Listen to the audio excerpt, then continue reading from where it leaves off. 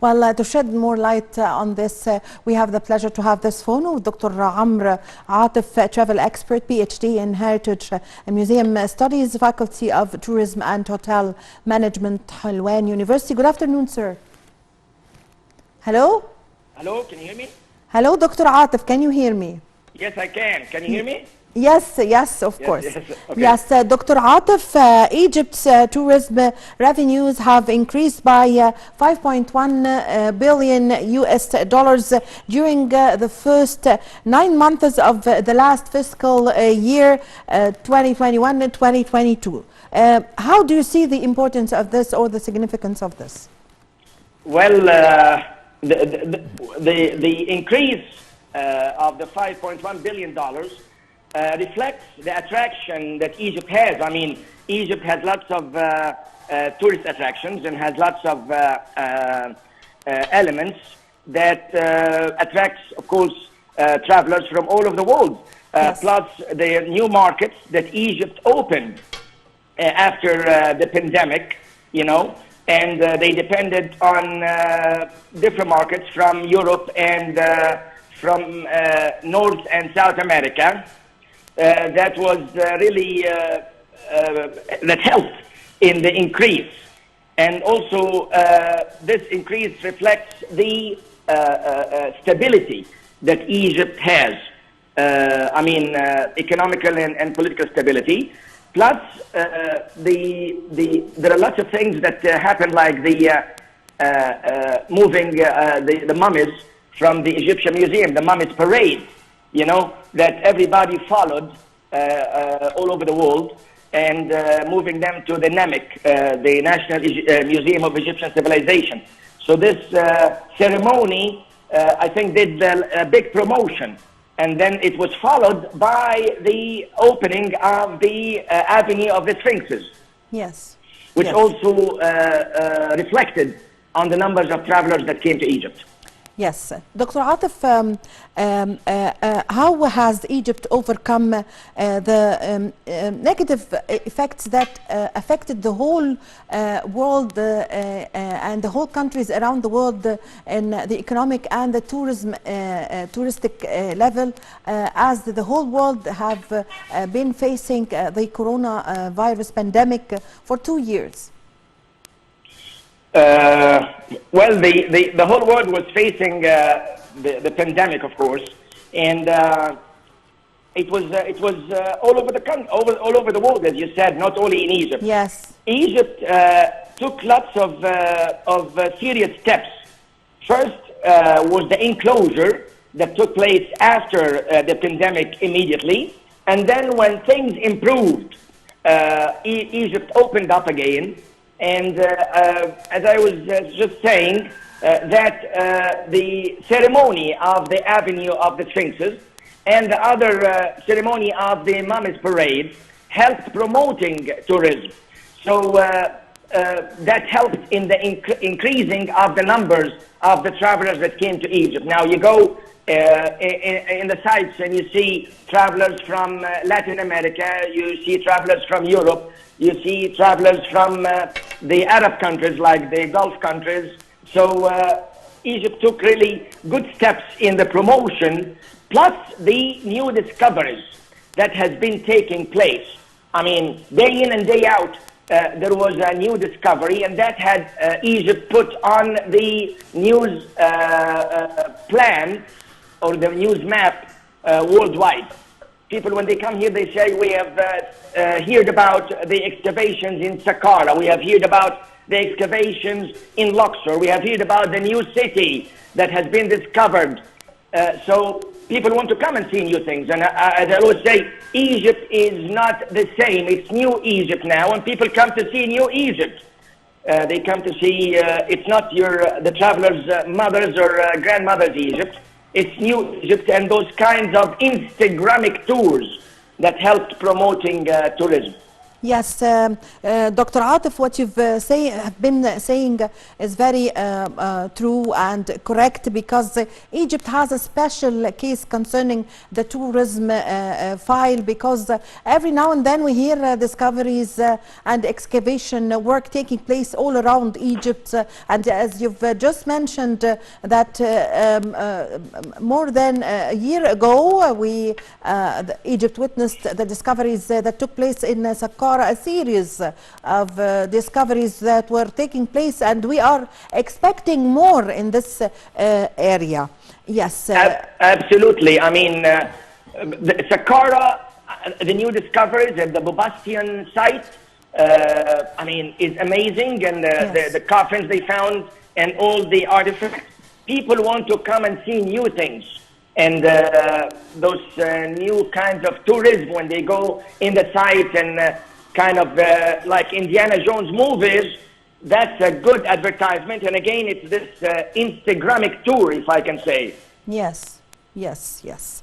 So Plus allowing the Minister of Tourism and Antiquities just, I mean, as I read, that they allowed taking pictures, I mean, in different sites, and allowed film industry and promoting filming. yes, this is a very Egypt. important point, of course. If you shed more light on this point, it's a very important point, of course. Well, the government, the Minister of Tourism and Antiquities, actually allowed filming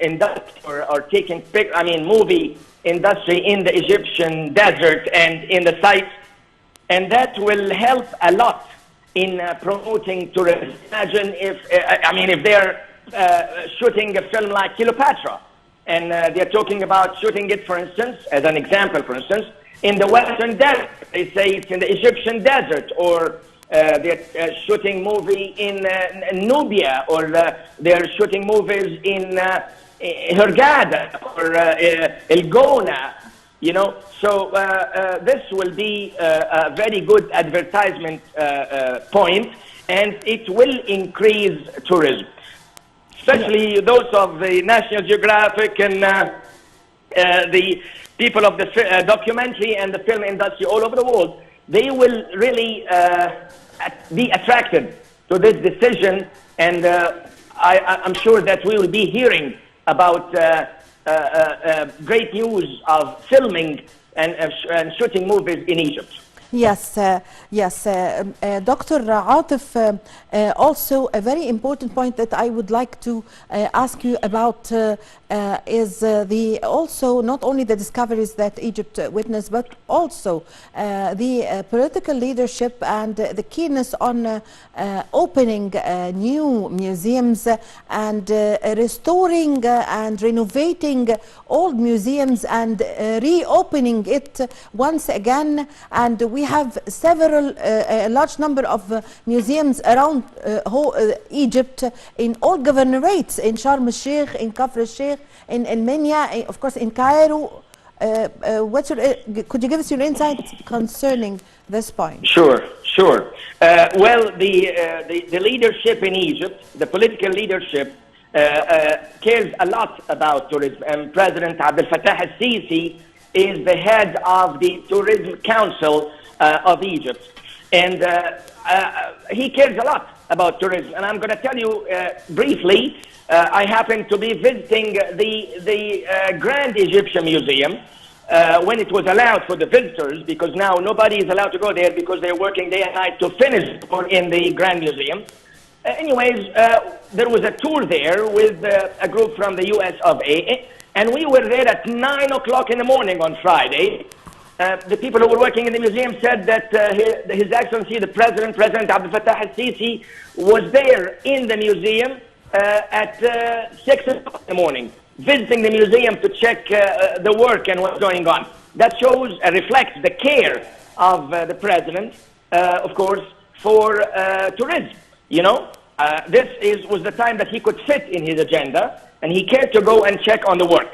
Speaking of the museums, Egypt has been taking very good steps opening new museums.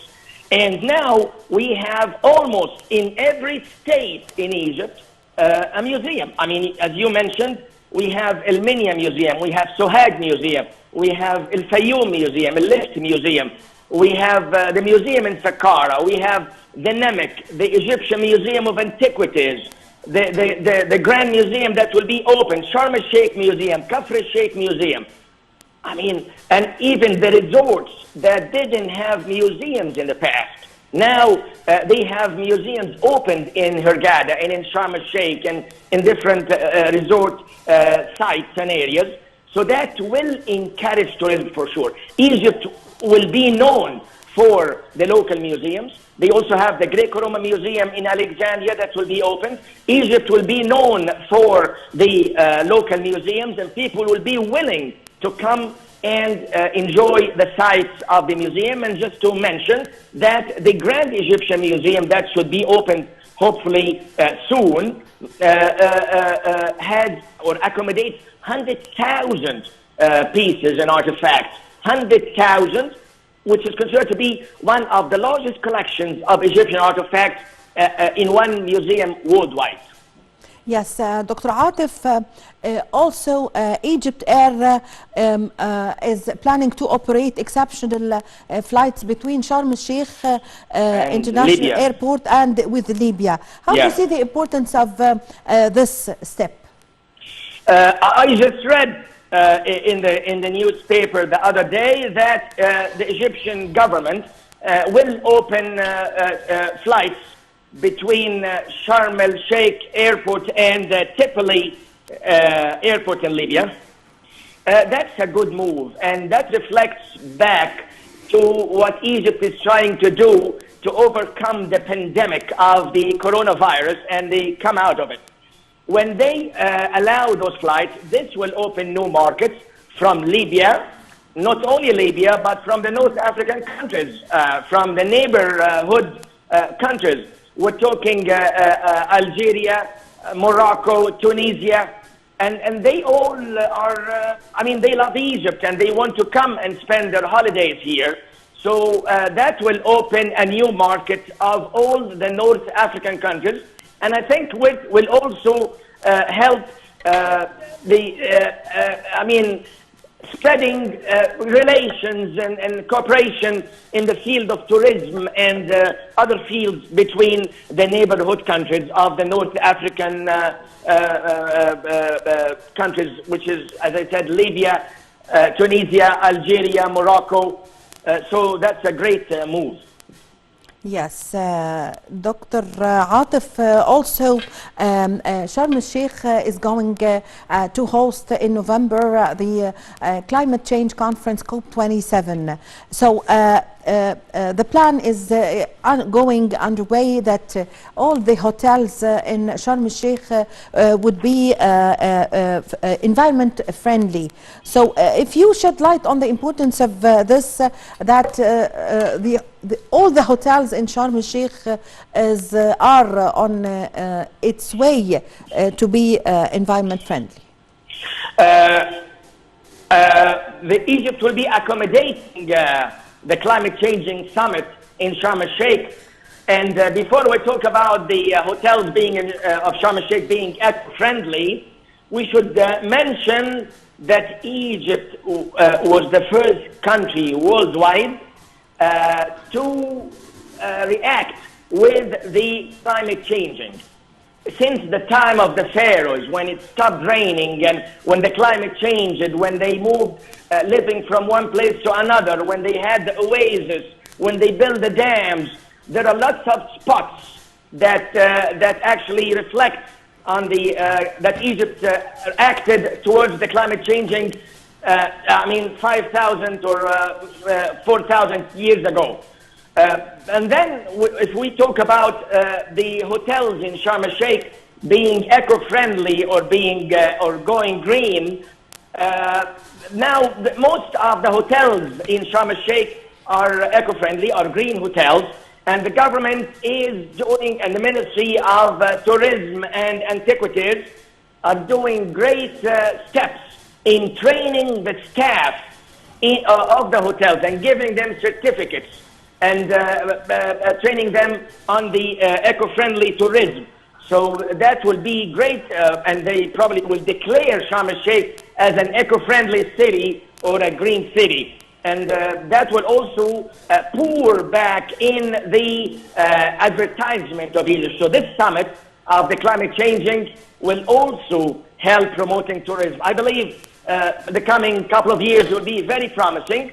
And now if you, if we're talking practically, if you try to get a room in Sharm el-Sheikh, you'll find that there is no availability. I mean, the hotels are fully booked. Fully booked. Yes. And this is from the market, from the street. I mean, people, friends and families and travelers, and they ask us to get rooms, and we cannot find them rooms, at least easily, Yes. in Sharm el-Sheikh because it's fully booked. Yes, Dr. Atef, so concerning Sharm el-Sheikh hosting the climate change conference COP27, this would be, as you've just mentioned, a good opportunity for marketing for tourism in Egypt. What would be the situation, or what do we expect concerning tourism in Egypt after this climate change conference?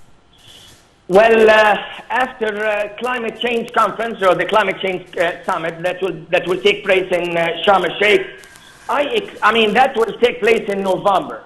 So that will be the beginning of the tourism season of Egypt. And we're talking December, and then Christmas and New Year, and then comes January, February, March. This is the peak of the tourism season of Egypt, has always been, and that's the best weather, I would say, worldwide. I mean, temperature at that time is almost like would be 50, 60 Fahrenheit. We're talking 20 or 17 to 20 degrees Celsius. So climate-wise and temperature-wise, that's the best temperature, I would say, and people will be willing to come and see Egypt more. And as I was saying, they will come to see new Egypt, and that will positively affect tourism. Yes, Dr. Atef, concerning the medical tourism in Egypt, could you give us or tell us the places and example of the medical tourism in Egypt? Tourism in general, Egypt is a touristic country, but if we come to medical tourism, well, medical tourism is big in Egypt, and that's not something new.